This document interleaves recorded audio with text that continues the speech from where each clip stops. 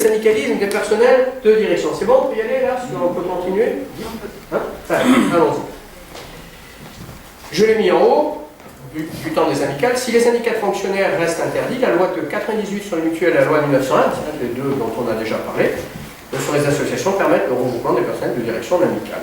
Alors, vous avez l'amicale des proviseurs et des directrices de lycée, qui n'a pas été tout de suite d'ailleurs, hein, c'était d'abord les proviseurs, puis les directrices.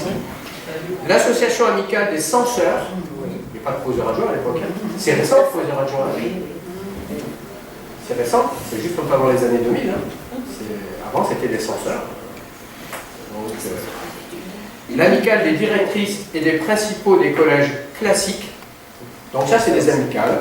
Mais on ne mélange pas les collèges et les lycées. Hein, voilà.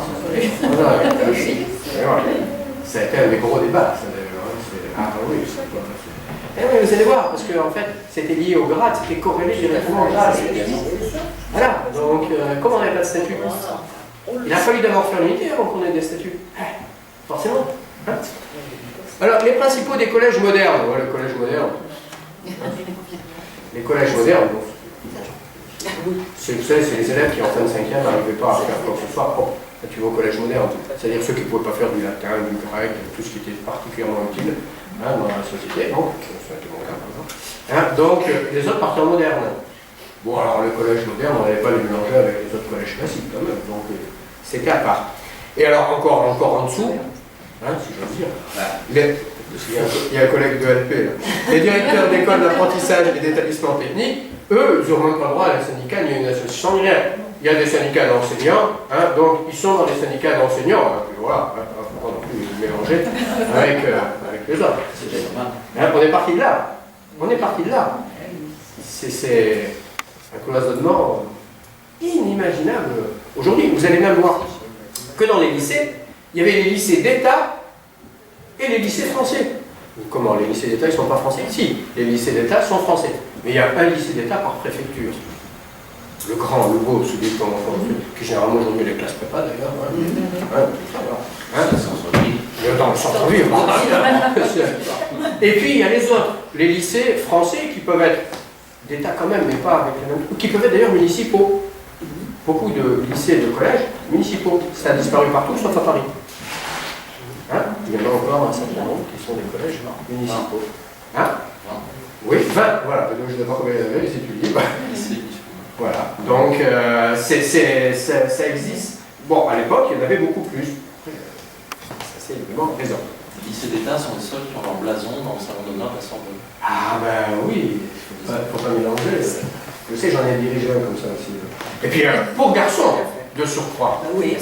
Parce que pour filles, ça a dû attendre les lois Canissé, 1882-83, pour qu'il y ait des lycées pour filles. Généralement aussi dans la préfecture.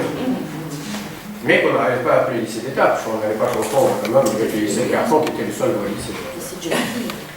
Lycée de jeunes filles. Lycée de jeunes filles. C'est vrai.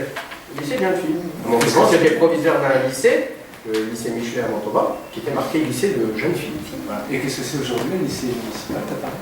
Ah bah c'est un établissement qui n'est pas un EPLE. L'autorité de tutelle, c'est la... Je savais qu'il existait encore jusqu'à l'année dernière des lycées d'État. Pas de gestionnaire, pas de budget. Pas de conseil d'administration. Et donc, toutes les branches culturelles, c'est le maire de Paris. Comme pour une école. Voilà. Ben, c'est une surveillance de cette histoire. Je voudrais vous raconter. Ah si. Les personnels qui travaillent ont quand même le statut de fonctionnaire. Oui. Ça dépend. Par exemple, les gestionnaires, au 1er septembre 2014, donc sont nommés un gestionnaire par lycées municipaux EPLisés, et donc il y a des fonctionnaires, parfois je pense des cadres B, éventuellement des attachés rarement, qui pourront opter pour rester ou pas. On verra un peu plus tard pour les agents aussi. Parce que les agents de la ville, et aussi département, vont se retrouver dans des lycées qui dépendent de la région. Là, oui, il y a beaucoup de discussions actuellement. Ça sera beaucoup plus compliqué. Donc oui, il y a encore des survivances d'histoire. Vous savez, en France, c'est les strates administratifs. Il faudrait refaire en 1780, en France, quasiment, pour arriver à supprimer, comme dans l'ancien régime, tout le millefeuille administratif qu'il y avait. On n'arrivera à rien. Enfin bon. notre problème. Enfin, c'est compliqué. C'est effectivement extrêmement compliqué. Si on n'a pas d'histoire, on ne peut pas comprendre Tout à fait. les enjeux. C'est ça. Tout à fait. C'est ce qu'on essaie de faire. Alors, on revient au statut général des fonctionnaires. Et ça c'est vraiment quelque chose qu'il faut bien comprendre, c'est que le statut prévoit qu'il y ait autant, le statut général, qu'il y ait autant de statuts, et en particulier de statuts particuliers, qu'il y a de catégories de fonctionnaires. Ça va être la porte qui, pour les personnes de direction, va nous permettre d'avancer progressivement. Autant de statuts particuliers qu'il y a de catégories de fonctionnaires. Ce qui n'était pas le cas auparavant, puisqu'il n'y avait pas de statut particulier. Un proviseur de lycée d'État ou de lycée français, ou une directrice de lycée, pour jeune fille, donc était un prof qui était détaché, qui n'avait pas de cours, et qui s'occupait de l'établissement, qui n'avait pas donc un statut particulier. Donc à partir du moment où on va dire il y a des statuts particuliers qui correspondent à des catégories, donc à des emplois différents, on va pouvoir avoir autant de syndicats qu'il y a de catégories de fonctionnaires. Mais du coup, on va se diviser. Ah oui, vous multipliez, vous allez pouvoir faire des tas de syndicats différents, y compris parmi les profs, de syndicats de lycées professionnels ou de directeurs de centres d'apprentissage, de ceci, de cela et tout. Mais plus vous êtes divisé, moins vous allez obtenir. Donc en parallèle à ça, il va falloir réfléchir à des unifications, à des unités pour conserver une certaine force syndicale. Donc le statut général, il a été porteur à la fois de statut particulier, mais de la nécessité de s'unir. Alors après, on va voir ceux qui ont réussi à s'unir et ceux qui n'ont pas réussi à s'unir au fur et à mesure. Mais il est essentiel, ce raisonnement est essentiel. Et d'ailleurs, regardez, l'amicale des proviseurs et des directrices de lycée devient le syndicat national des proviseurs et directrices de lycée d'État en 1945. Et les censeurs, ça devient le syndicat des censeurs en 1946. Alors le syndicat des censeurs, en fait, il y a deux syndicats de censeurs, ceux des lycées d'État et ceux des lycées français, avec ce que je vous expliquais tout à l'heure, la différenciation entre les deux. Voilà. Et vous avez une amicale des directrices et des principaux des collèges classiques, qui devient le syndicat national des directrices et des principaux de collèges classiques en 1948. Les directeurs d'école d'apprentissage qui étaient dans les syndicats d'enseignants, donc les ancêtres des futurs collègues proviseurs de lycée professionnel, créent le syndicat national des directeurs de centres d'apprentissage. C'est l'embryon de ce qui deviendra les lycées professionnels. C'est donc au lendemain de la Deuxième Guerre mondiale simplement qu'apparaissent ces catégories-là. Ok ? Entre parenthèses, au fur et à mesure que se créent par transformation les amicales en syndicats, il y a des collègues qui n'acceptent pas et qui restent dans des associations amicales. Et en particulier les proviseurs, qui n'ont pas voulu se mélanger aux autres, pour un certain nombre d'entre eux. Mais, quand on lit les textes de l'époque, on va se retrouver dans le même syndicat avec nos censeurs, qui en donnent les ordres, et puis peut-être même avec des principaux de collège. Hein. Donc, on reste amical. On va retrouver l'amicale des proviseurs un peu plus tard. Où est-ce qu'elle a fini l'amicale des proviseurs d'après vous? À l'AID. À l'AID, voilà. On va y revenir. Mais ils sont restés tout le temps. Et pareil pour les autres. Donc il y a des associations amicales qui ont vivoté. L'amicale des proviseurs est restée la plus puissante des associations amicales, parce que c'était souvent des grands proviseurs, y compris des lycées parisiens. Hein, et des grands lycées de province. Donc, tout simplement parce qu'on craignait, si vous voulez, ils craignaient de se mélanger aux autres. Ils craignaient surtout de perdre de la puissance en la diluant avec les autres. En disant, oui, mais bon, si on est tous ensemble, on va quoi? On se battre pour les revendications des principaux, quoi. Et nous, alors, sur la... Donc, en fait, il y avait cette crainte qui aurait pu être justifiée d'une sous-représentation et donc d'une perte d'autorité, de puissance, compris par rapport au ministère. Oui, puis on mélangeait pour les torchons et les serviettes. Ça aussi.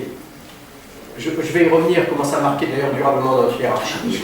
Notre hiérarchie est restée sur ce schéma. Très largement. Très largement. y compris au ministère. La parole des hommes. Si je vous montre comment on classe les demandes de mutation, vous allez tout comprendre. Simplement le classement de demandes, hein, avant même que ce soit étudié. Demander un poste de proviseur, on va mettre d'abord tous ceux qui sont proviseurs. Déjà, proviseur hors classe, puis proviseur de première classe, rarement deuxième classe, vous parlez, puis des proviseurs de LP, puis les principaux, puis les adjoints. C'est un simple ordre administratif, mais il dit tout. Pas la peine d'aller plus loin. Il est clairement annoncé comme ça, hein. De toute façon, il ne s'en cache pas. Hein. Oui, mais le SNPN fait l'inverse. Oui, Il ne raisonne pas comme ça, il s'est construit derrière. Je souligne le. Oui, voilà. Là, pour le mouvement, c'est la fonction prestigieuse qui prime sur le grade, en fait. Tout à fait. Quand on est proviseur 17 Tout ans, à fait. Absolument. après. On a le temps de montrer les éléments comme ça. Nous, dans l'académie, le recteur présente ses vœux et n'invite que des proviseurs. Ah, c'est bien ça. Je veux dire, oui, à la base, oui. les principaux ne sont pas du tout invités. Alors évidemment, pas tous les principaux, mais ils pourraient faire des représentants de la fonction, voilà, uniquement des proviseurs. Et dans beaucoup d'académies, ils n'invitent pas les adjoints, ils invitent tous les chefs d'établissement. Regardez le combat qu'on a dû mener pour que les adjoints chefs d'établissement deviennent des chefs d'établissement adjoints.